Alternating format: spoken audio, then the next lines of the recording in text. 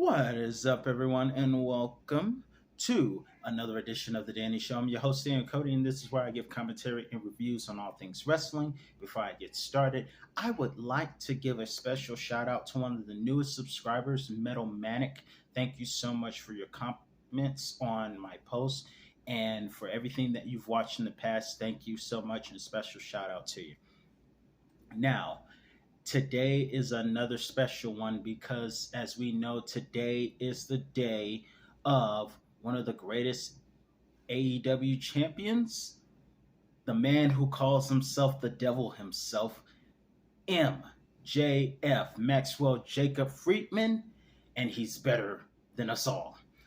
Of course, disclaimer, I am not a devil worshiper, but when he's babyface, I am an MJF fan. However, back when he was heel, he was good at making us despise him.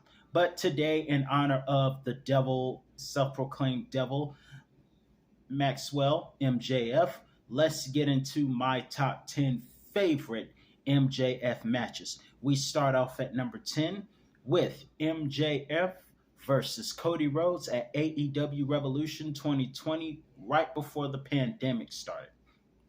This was a match that came in because MJF cost Cody Rhodes a chance to be AEW champion against Chris Jericho at the previous pay-per-view. So they would fight off, and we found out a couple of strange things about MJF. First thing we found out is that MJF has a thing for biting toes. You have guys with a foot fetish. I don't know if MJF has a foot fetish, but apparently he likes biting toes because he bit Cody Rhodes' foot and stole his crossroads. And of course, he survived two of his own to use the diamond ring for the win. By the way, if you're wondering, I'm all dressed up because it's in honor of MJF always being dressed up. The only thing missing, unfortunately, I don't have a scarf or any t-shirt or shirt, rather, in that certain color that he loves to use because obviously we know he's Jewish. Going on to number 9, we have, speaking of Jericho, we have Jericho versus MJF at All Out 2021. This was a match that built up as MJF having a clean sweep over Jericho, at one time making Chris Jericho tap out to the salt of the earth armbar. And this time, MJF seemed to have Chris Jericho beat, and he had the match won. The referee raised his hand. However, it was revealed to Aubrey,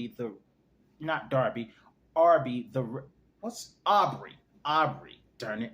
Aubrey, the referee, the female referee, everyone's favorite referee, that Chris Jericho's foot was on the ropes. So the match would continue, and MJF, unfortunately for him, would end up tapping out. And this would save Chris Jericho's career. However, it was still a great match from MJF's standpoint, despite being a losing effort. At number 8, we have MJF versus Jon Moxley at AEW's Full Gear 2022. This would be a match where both men would actually be fan favorites for a minute, but there was always that certain suspicion that MJF was going to prove that he was the devil and one of the greatest heels of AEW, until Christian Cage came along and started getting off on talking about people's dead dads for whatever reason. By the way, speaking of Christian Cage, can I just say, I think Christian Cage is related to Candice LeRae for what she did on Raw. I think Christian Cage is related to her. Just another thing we need. Christian Cage's sister talking about dead dads or dead parents. What is with y'all with dead parents? Do you get aroused by that? Moving forward, back to MJF versus Jon Moxley at Full Gear. Both guys were fan favorites. Moxley was accompanied by William Regal. However, as somewhat expected, MJF would drop his fan favorite character and go back to being the most hated guy when he aligned himself with William Regal, taking the brass knucks and using it, turning it on Jon Moxley, and winning his first AEW championship, turning on fans, making fans boo. But let's be honest, we saw this whole thing coming. MJF was going to turn heel. We saw it coming. What we didn't necessarily see coming is how uncouth he would really be when he attacked William Regal, which is the reason why William is back on NXT having an encounter with his son. Next on this list at number 7, we have MJF versus Ricky Starks on an episode of AEW Winter is Coming. This took place on the date of December 14th of 2022. One of his early defenses against Ricky Starks for the World Championship. And of course, much like that time they had the promo competition, MJF used the low blow and the roll up to win the match, but it was a very competitive match. The funny thing was, post match, we see MJF running from Bryan Danielson like Bryan Danielson caught MJF with Nicole Garcia. No, that's Brie Garcia. But nonetheless, pretty good match between Ricky Starks and MJF on AEW for the World Heavyweight Championship. Next on this list at number 6, we have at Full Gear 2021 an opening match between MJF versus Darby Allin. And it was a match that really did open up and steal the show pretty well. One thing I must say, I don't know why MJF chooses to do the tombstone on the apron, because everyone knows every time MJF does the tombstone, he ends up hurting himself. So I don't know why he necessarily does the tombstone like that, because he always hurts himself. Nonetheless, MJF would have a classic with Darby Allin. The Pinnacle tried to interfere, but Sting chased them off, and eventually it would be MJF and I believe the Ring, which would help him win the match, opening Full Gear with a classic. Next, at number 5, we have friendly competition at AEW's All Out. No, should I say All In, across the pond, across the ocean, in London of last year. Speaking of tombstones, in this match it was friendly. It started off as friendly competition before the eye thumping that MJF did. Pretty interesting entrance showing off how he is indeed the devil himself and having a bunch of women bow down to him as part of being devil worshippers in his entrance. By this time, MJF has adapted his fan favorite side of himself, and he would begin to wrestle with a man who had become friends with him, Adam Cole. And they would end up fighting. MJF was hesitant to use the tombstone, but Adam Cole was not. We would even see those two go for double clothesline resulting in both men getting counted out into a draw. MJF said, while Adam Cole demanded 5 minutes, MJF said, "We are going to have a finish in freaking London." And they would fight to the finish. And MJF would channel his inner Eddie Guerrero with lying with the chair, and then would go for the roll up and win the match. And even though there were questions about who was going to turn heel, would MJF prove himself as the devil, or would Adam Cole turn heel with Roderick Strong coming to interfere?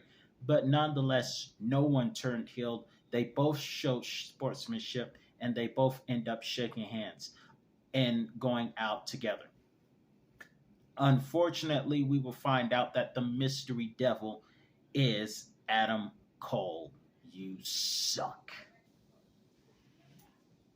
Next, at number 4, we have at AEW's Revolution 2022, we have MJF versus CM Punk in a classic dog collar match where both men were strapped to each other by dog collars by the neck, and they would have a bloody, pun intended, great match together.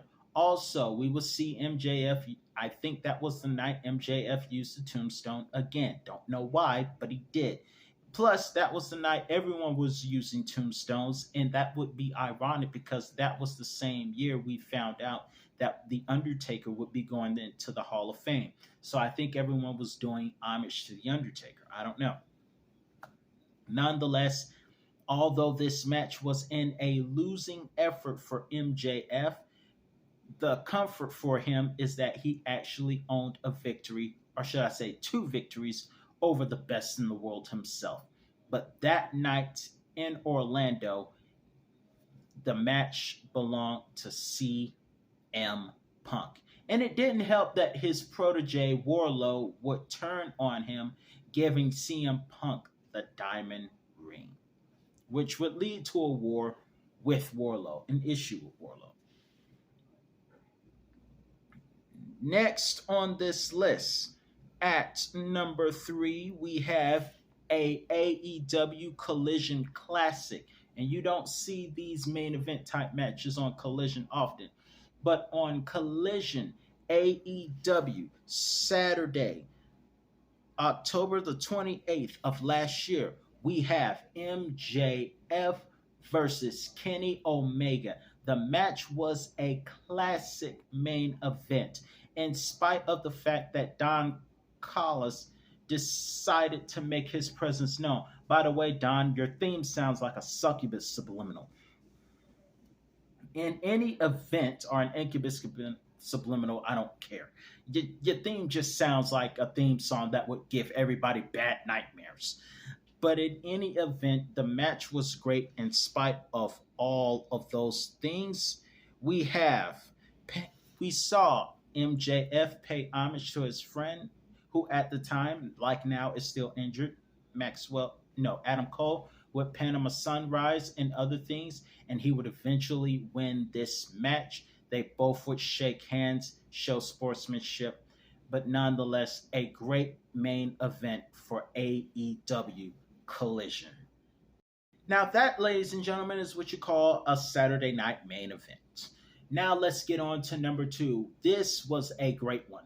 A fatal 4-way match at Double or Nothing between MJF defending his world championship against Darby Allin, Jungle Boy Jack Perry, and of course Sammy Guevara. And notice, one of the things I noticed is that there were countless highlights. And one of the highlights that I noticed is that all men used moves from their mentor. Obviously, MJF using Crossroads, and at the time, Cody had came to WWE. But we have Crossroads, we have Sammy Guevara using the Walls of Jericho, while Darby Allin had the Scorpion Deathlock at the same time. Jungle Boy Jack Perry used the Kill Switch, not the Luchasaurus name, but the actual name of Unprettier. That was before Christian Cage turned on him. Wait a minute, he probably did turn on him. Yeah, he turned on him by this time. And so now moving forward with that, countless highlights. But somehow MJF was smart enough to know to put the belt on one of the victims as Darby was going for his senton, reverse senton, and then would use it to roll up Darby and retain his championship in a very close fatal 4-way match. Now, let's get to number 1. At number 1, we have MJF versus Bryan Danielson in a classic over 5-star Iron Man match that took place at AEW Revolution 2023. Oh my God. Very amazing classic. I believe I reviewed this. If I didn't, I'll see. But one thing's for sure. This match was over 5-star. It was amazing. Started off very technical. Then, of course, MJF got dirty, which helped Bryan win. Then he would go for another pin, which would get things even. We would see Bryan tap out MJF. We saw those two stretch the crap out of each other. Another thing I noticed, I don't know, like I said, I don't know why MJF does the tombstone, but he did it twice. Once through a table, and another, a super tombstone. We've never seen The Undertaker do this, but we saw him do a super tombstone to Brian off the second rope, which would help him get a fall. It was a tie at one point, but let me tell you two things I never thought I'd see MJF do. I never thought I'd see MJF do a moonsault, but he did a high flying moonsault, which is something you don't normally see him do, especially as a heel. But we saw that. We even managed to see him do a super flying elbow onto Bryan Danielson through a table. Nonetheless, both men were tied eventually, and as time would run out, MJF would end up tapping out after the bell rung. After the bell rung. Let's get that straight. So the match would be ruled a draw, and MJF would retain the championship. But Tony Khan said, nope, we ain't having it like this, and restarted the match, and those two end up fighting. MJF kicked out of the running knee, which is Bryan's finisher. But eventually, and I never saw this coming, but it would actually be MJF making Bryan Danielson tap out in overtime sudden death, which would not only win the match, but retain the championship. And what was one of the greatest AEW matches ever. So, let me know in the comments. That's my top 10 favorites. Let me know in the comments what was your all-time favorite MJF match. And before I go, I want to pose an idea, because we are in the bidding war of 2024, which leaves me with one question. Will MJF show up after WrestleMania? Or will MJF show up at the end of WrestleMania Sunday? Assuming Cody Rhodes, I personally hope Cody finishes the story and defeats Roman Reigns. But what if, I'm not necessarily predicting this, but what if MJF shows up after Cody wins? Not to attack Cody, but just to let Cody know and the WWE know, I'm here. I got a big feeling. I got this feeling that somewhere between WrestleMania Sunday or Monday or Friday, MJF could be coming to WWE in the war of 2024. Let me know your thoughts in the comments below. What was your favorite match? And let me know your predictions. I'm your host, Dan Cody. That's all the time I have for you today. And I'll be back with another review on all things wrestling. Peace.